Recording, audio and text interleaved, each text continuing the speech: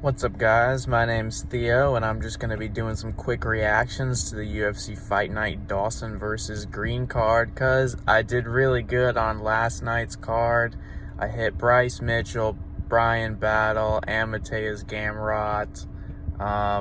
Felt really good about all my picks. I even hit a tiny little play on Montserrat Randon, just because I said, fuck it, I don't think Tamara's Vidal's that good. Anyway, we had a good card, and I'm riding a high, so I'm going to do a quick breakdown. But basically, just of the spots that I really like on this card, Dawson versus Green, because there's not really a lot of great fights, and there's not really like a ton of readable fights as far as I can tell, but I do think there's a couple really good spots. So my process is I kind of go through a card, I look at the matchups before I look at any lines, and I just pick out fighters that stand out to me. And typically, if I pick out a couple fighters and a few of them happen to be underdogs, I tend to do really well with those underdogs. So immediately, the first person I see on the entire card that I think might be a good pick is Chris Gutierrez, Montel Jackson. Well, I go to look at the lines. Chris Gutierrez is a dog right now against Montel Jackson. And plus 162. I don't think he's going to stay there for very long.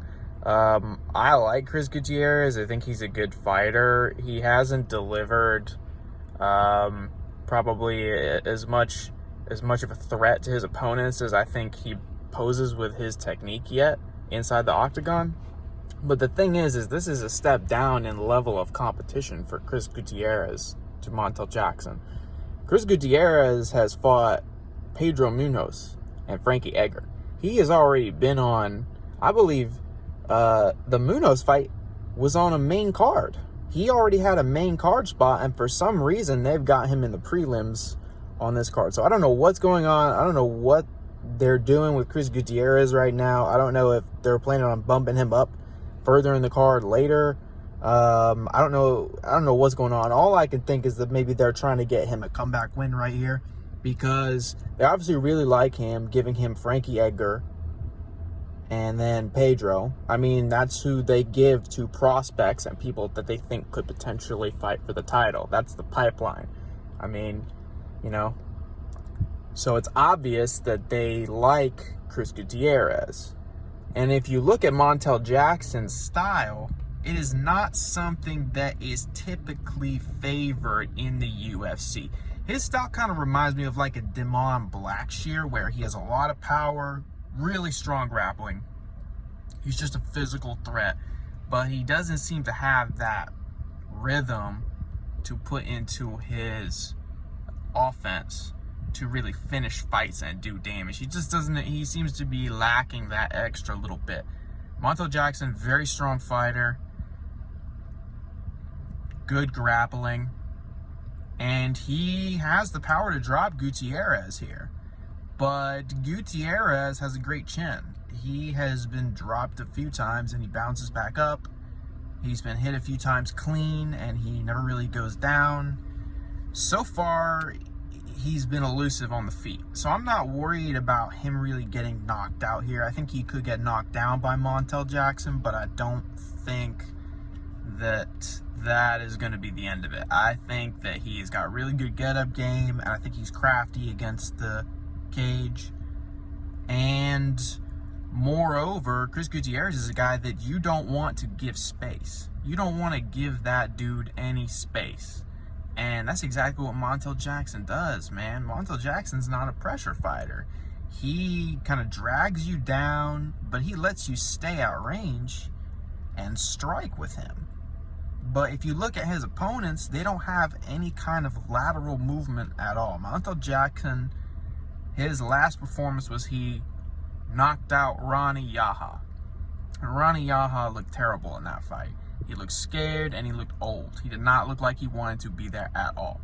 So I don't count that as a very good win personally, although Montel Jackson looked amazing in that fight. I just don't think Montel is going to be able to put anything together on the feet against Chris Gutierrez. If Montel gets him down, I don't think Montel can keep him there for any significant amount of time for it to matter. And I think if this goes to decision, I don't see any way they're not going to give it to Chris Gutierrez. Chris Gutierrez has a much more sophisticated striking game than Montel Jackson's previous opponents here. When you watch him fight, what he's doing with his hands, his level changing, his calf kick. This man kicks the fucking shit out of your calves. You don't want to be getting kicked by this fucking dude, okay? Because you can tell they're sharp. Montel Jackson is a southpaw. His leg is going to be right there. His leg is going to be right there, and he lets his opponent stay at range. He is going to get his leg chewed the fuck up by Chris Gutierrez if he can't get Chris Gutierrez down and sub him. And he has finishes, I'm sure, but I don't know Montel Jackson to really be that much of a submission threat. I think the UFC knows what they're doing with Chris Gutierrez and Montel Jackson right here. I think they want Chris Gutierrez to win this fight.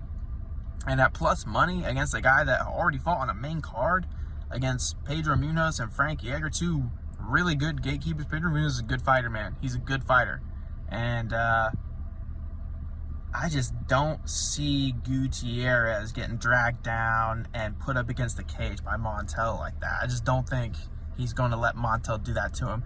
So I already got not Pedro Munoz, I'm sorry. I already got Chris Gutierrez here at plus 162. I made a couple bets on him straight.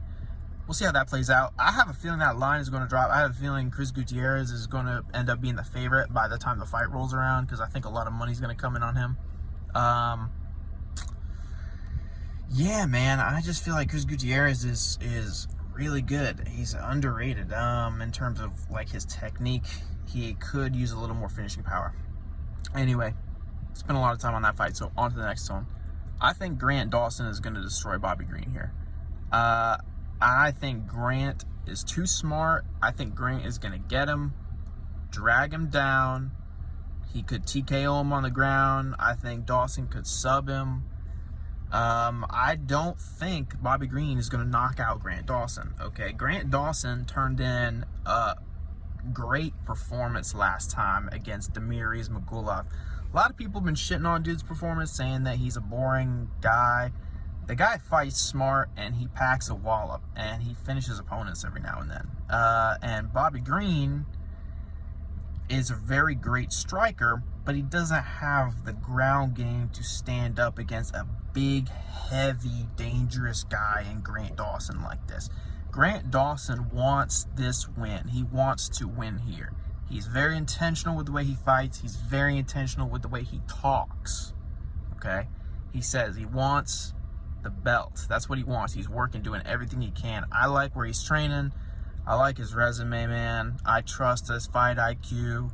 Grant Dawson is not going to gas out and get overwhelmed by Bobby Green on the feet. He's going to find a way to win this fight. I would be shocked to see Bobby Green pull a win off here. I don't see how he does it unless Grant Dawson gets injured at some point and for some reason can't get him down and just gets boxed up. But I mean, Grant Dawson is not just going to sit there and eat shots against Bobby Green. I just don't see that happening. I think Grant Dawson is going to find a way to win this fight one way or the other. I think Grant Dawson is probably going to finish him. I don't think Grant is going to want it to go to the scorecards, but we'll see. I also really, really like, and I already parlayed Grant Dawson with Joaquin Buckley here. Joaquin Buckley is obviously already a huge favorite at plus 365, I believe, when I was looking at the line. But I parlayed him with Grant Dawson at minus 175, I believe, and that gets you even money. And I feel really good about that parlay. I like my Dawson and Buckley parlay, man, because Buckley is a guy who's really, really good. This guy is a good fighter. I've known it since I saw him fight Kevin Holland, and he was fighting a fighter that was much looser, much freer, much longer and faster in there, and he still put up a fight. He put up an offense the entire time. I knew from that time he was an underrated fighter. And he's had his losses. He got knocked out somewhat randomly by Alessio Di Chirico, of all people. Fuck, how the hell did that happen? I don't know, man. But Buckley is a good fighter, and he's not the type of guy that's going to be slowed down by losses. Buckley is dangerous throughout the fight, and in every fight he is dangerous. He has fight-ending power. Everyone has seen this guy knock people out on social media.